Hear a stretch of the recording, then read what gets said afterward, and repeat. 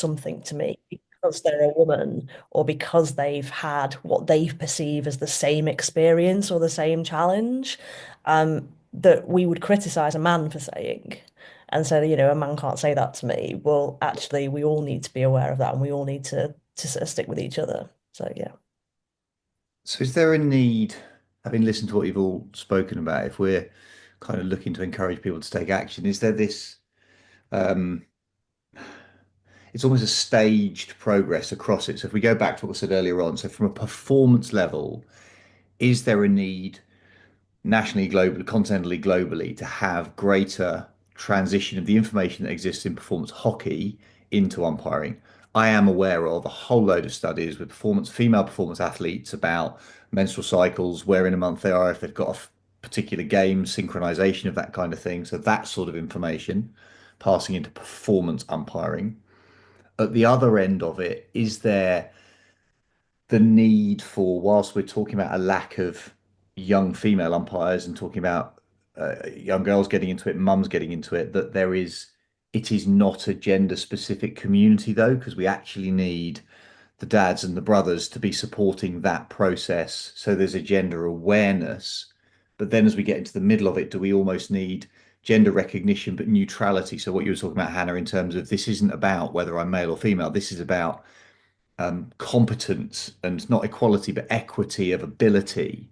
So have we got to look at this in it's a massive picture from end to end and try and address the big problem, but involving everybody in it, but with different levels of discussion? Yeah, I think we need different answers for different problems, Mhm. and the pyramid of umpiring has different problems in different places. Um, but I do fundamentally think if we want more females in umpiring, we need to offer them some sort of cohort that is probably female led, female dominant to a degree, so that they can have those open and honest conversations and seek the support that they need from role models. And as Beck said, you can see it, you can be it. And that's really important. And I think that has to start at the bottom of the pyramid, and then we kind of build up from there as that comes through the system. I think that that would be an amazing nugget to step forward. Okay. Yeah, and just picking up on Hannah's piece, sorry, Simon, the piece that you just said about the sort of top level elite piece. For me, those things are the kind of one percenters, where you're at the very top of your game. Where are the sort of marginal gains, to steal that phrase? In some senses, they're not very marginal. They're quite sort of fundamental to females as athletes. But I think where could we focus our collective resources in making the most difference to women in umpiring? The obvious answer is at the bottom of the pyramid where there's more people and more sort of space to achieve that. But as a fundamental point, it frustrates me endlessly that where there is that resource and expertise in sport, that it can't be shared, that the benefits that are athletes, for example, in England, the resources that the female athletes have at Bisham, we have tried to tap into that. We have tried to say, can we come along? Can we listen? Can we learn from that? And there is a reluctance at our kind of national governing body level to share that expertise. And I know that there are funding issues and it's all very complicated, but as a kind of fundamental, it's frustrating that where that knowledge is there and it could benefit people, that it can't be shared more widely. Why are you reinventing the wheel and spending money to learn things that somebody's already done? For me, I think that should just be shared as a sort of matter of principle, even once you get over the kind of difficulties, when you're looking at that sort of 1% top elite level. Okay. Jem, Hannah, any other reflections on those different things? I think just for me is like we talk about like the grassroots and the middle of the pyramid type issues there, and learning from what happens in a playing environment, and a big thing for players developing now we talk about like the right athlete, right environment, and right support. Um, and it doesn't feel like there's a focus on that in terms of umpiring. It feels like it's very much a playing focus, and actually the principles are very much the same. We wouldn't throw a brand new player without the skills, the training, the development into a first team hockey match, because we would go, well, they wouldn't be ready for that on so many different levels, not least a sort of emotional level. But we do it with umpiring because we need that person to fill a gap, right? And I think that for me, I really would compel clubs to just really think about how they support their umpires. Because at the end of the day, they're not just umpires, they're club members, they're human beings. And we so often just throw them into the lion's den without the necessary support around them. And it has such a huge emotional impact on those people. And this in no way was the conversation in no way has been aimed at for anybody who's sitting there thinking, hang on, there's people on this call, we're just battering male umpires. That is absolutely not the perspective that is meant in any way to be coming across because it's about recognizing all of the different elements within the conversation and then strengthening the proposal, the argument, call it what it is, to try and develop the community to far greater degree with an awareness of each part of the community. It feels like from what you said is that the collective opinion is that there's so many facets to it. We've got to kind of cherry pick the ones that are most important, but with an awareness of the others, this kind of spider web of let's pick three or four priorities, but make sure they're interlinked. Is that Mm. Yeah, because at the end of the day, it does go back to the community that you want to create, and the community is multifaceted with lots of different people involved, and that's the beauty of it, and that gives the diversity, it gives creativity to how you can evolve umpiring as well, and we shouldn't forget that beauty that comes from diversity of thought in a wider group of people, and that's what's led to some of the best progressive elements of our umpiring probably over the last 5 to 10 years. So I think there is lots to go out there, Simon. But yeah, it's a complex problem. So we just need to pick a few root causes and try and tackle those and see how it goes. But if we can get it repeatable as well from one area that does it successfully and pass on that knowledge around the country, then surely that's the for the good of umpiring, good of hockey overall. 'Cause at the end of the day, we all just love our sport and we just want to be involved in some way, shape, or form. And if we look at it domestically, you all travel a lot, you go around multiple different clubs. Have you seen sort of best practice examples at some clubs who do some stuff well? You've seen and heard about clubs who have got these kind of more progressive programs of bringing umpires in to broaden that base. Does some good examples exist that we can mirror? One I saw and heard about most recently probably wasn't at club level, was at university level. So Loughborough University are doing some really great things for young umpires who are obviously just going to university and at that age. And they've had such a good traction over the last couple of years. They've got a really great cohort of younger umpires and it's a great community. It's a team, and that works really, really nicely at kind of university level. I think that's a repeatable process from what I know of it, and I'd love to see that something more being done with it. And I know they've got ideas to do that. I'm not aware of anything amazing at club level that I've seen is repeatable yet that I know of, but there might be lots in the south as well. I don't know. Bex, Gem, have you seen anything on your travels? Not specific to a club, but I know that there's the Women in Hockey Officiating sort of network, which Simon, you and I sort of touched on when we were preparing for this, and thinking about getting people together. I think it's sort of predominantly based with people in the south, and looking at people sort of coming through that journey. So I think it's absolutely those kind of initiatives and starting points. But I think to sort of link into what Gemma said, the importance of a club is where lots of people play their hockey. It's where they spend their Saturdays at a club. So linking into the sort of club structure is obviously so key to the sort of success of the sorts of things that we've been talking about, because that's where hockey is. It's based around the clubs in this country. So yeah, I think there's some really nice ideas and steps in the right direction, but I think replicating those, as Hannah said, is going to be the sort of key to seeing progress. Gem, any thoughts on that? Yeah, I think the replication is the tricky bit because typically the stuff that I've seen that's working well in clubs relies on an umpire that's usually already a high level umpire that has a level of confidence that people kind of look up to. I think circling right the way back to kind of where we very started in terms of skill sets and Hannah's sort of stats from the work environment about people having confidence to apply for a job, what I would say is that actually the skills that are needed to start helping people umpire at club level on, the junior games that we talked about, most sort of experienced players already have some of those skills. They're already 50% of the way there. They have a level of game understanding. They have a level of understanding about how to develop players. They can interact, they can engage with people. And that's what's really important. So like have the confidence to kind of just start small. It doesn't have to be Hannah's like magic wand idea. Those pockets, when they all start to join up and link together, are really, really important. And I think the more we see on social media about the clubs that are doing things like that, the more it will give others the ideas and the confidence to try it out.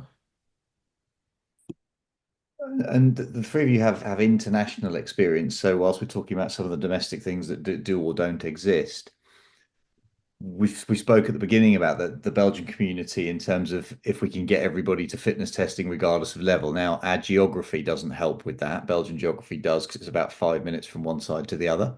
You say, unless you're on the Antwerp Ring Road, in which takes you an hour, regardless of where you're going. However, if we're trying to build those communities out, is there anything internationally that we could start to try and pull in, or do you think that somewhere somebody needs to kind of take responsibilities, try and start tying all of these thoughts together?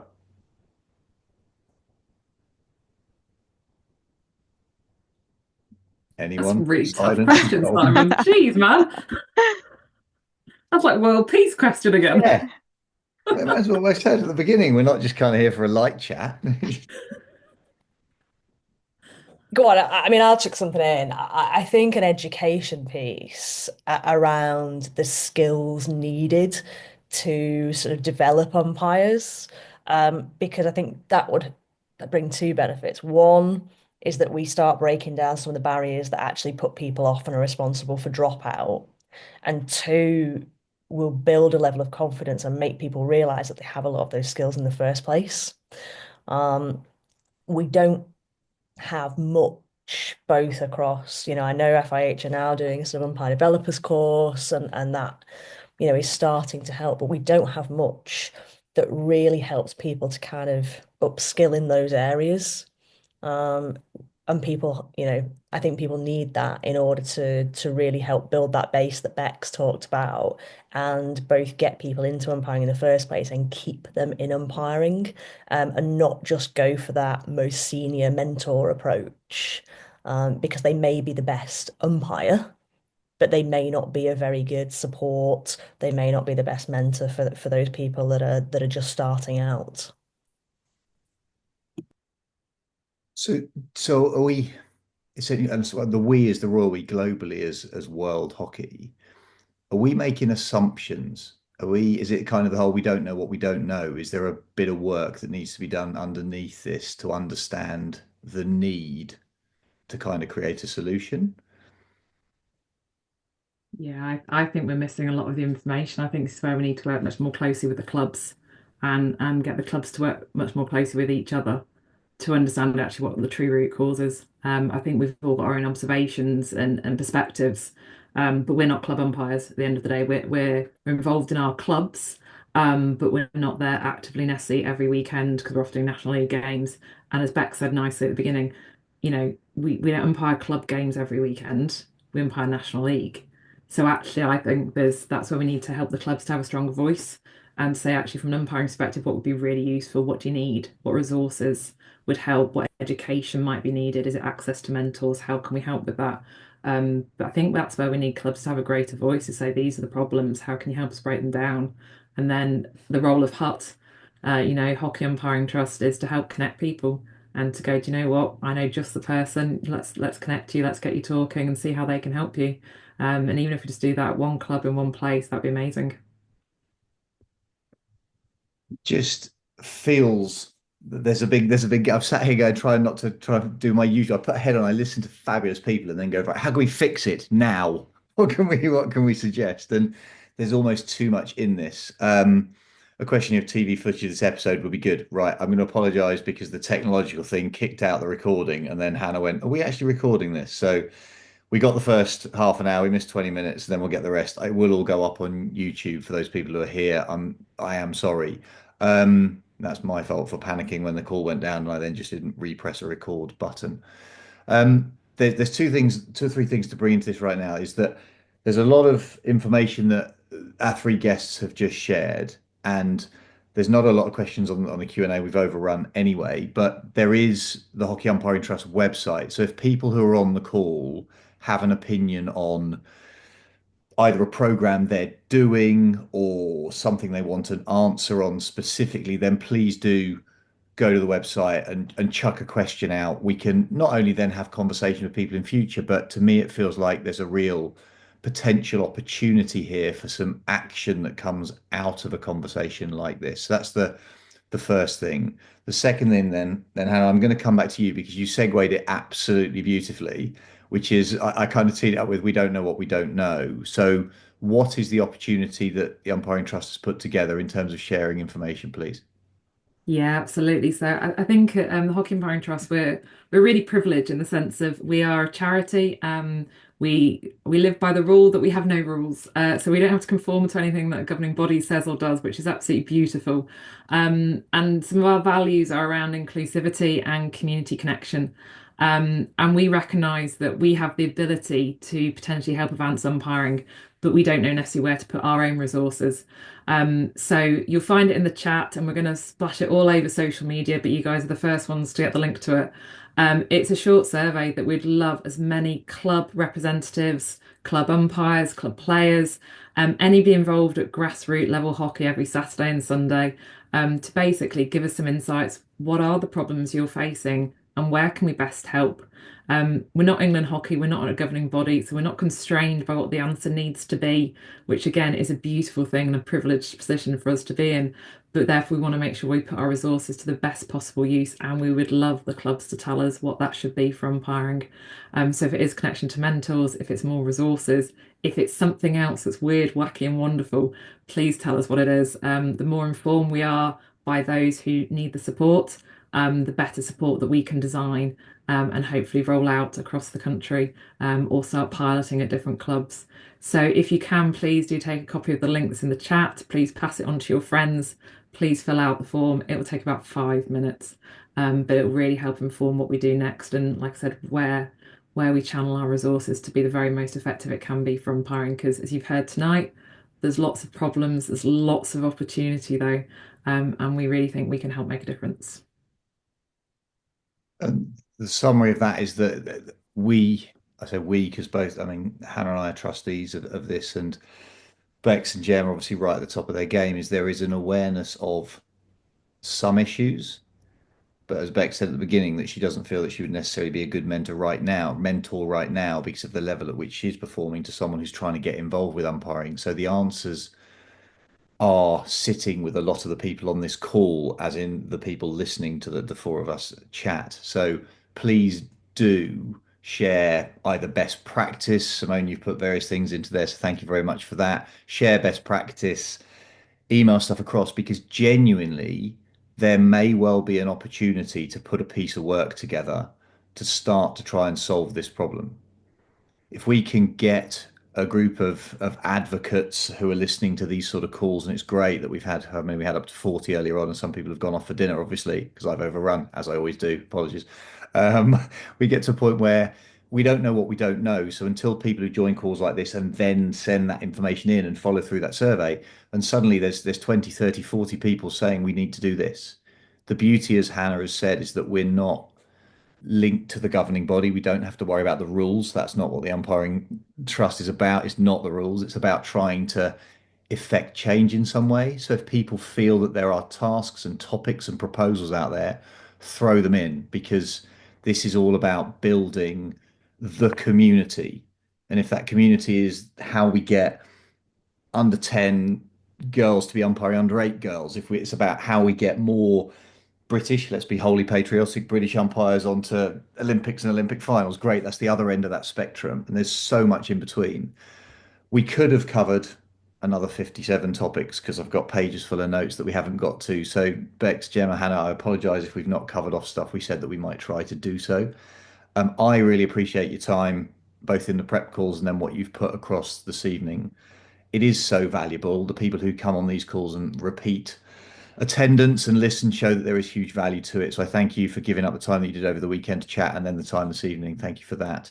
Those of you who are listening, if there are questions, then I'm going to leave this open for a little while. Feel free to sling them into the chat and I'll then copy that off and circulate it around the guests. And then hopefully when we have some repeat appearances on calls, then we can go through them and just maybe then the Hockey Umpiring Trust can collate some of that from the survey and from this and then turn it into an actual piece of action that can help from right at the bottom all the way through. So I appreciate the attendees. I appreciate the guests very much. Thank you very much. We will try and put something together for Umpiring Unplugged episode 4 when that will come out. Hannah will think up a topic for me to then start to investigate as she throws that in.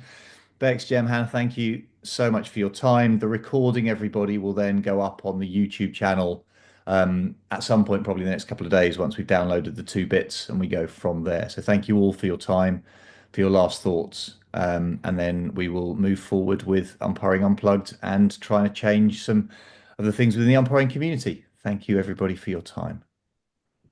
Thanks, Simon. Thanks, everyone. Thanks, Thanks, Hannah. everyone. Thanks, Gem. Thanks, Bex. Thanks, everyone.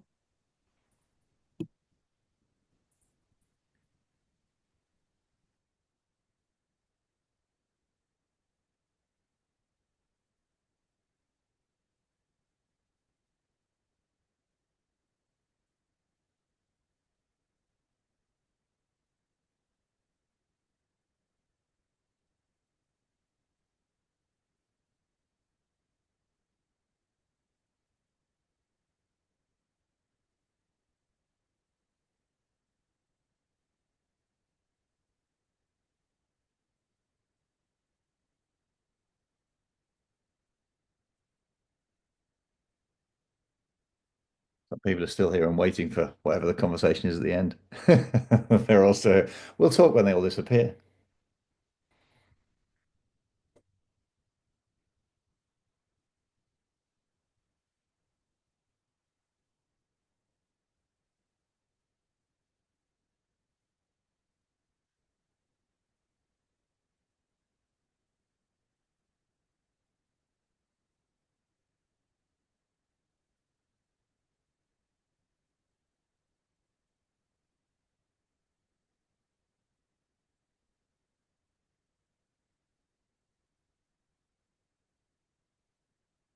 Yeah, so I've managed to save the chat, which is a good thing.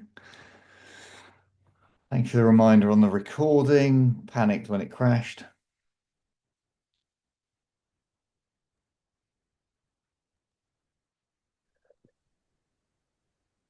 You are still recording if you want to switch it off.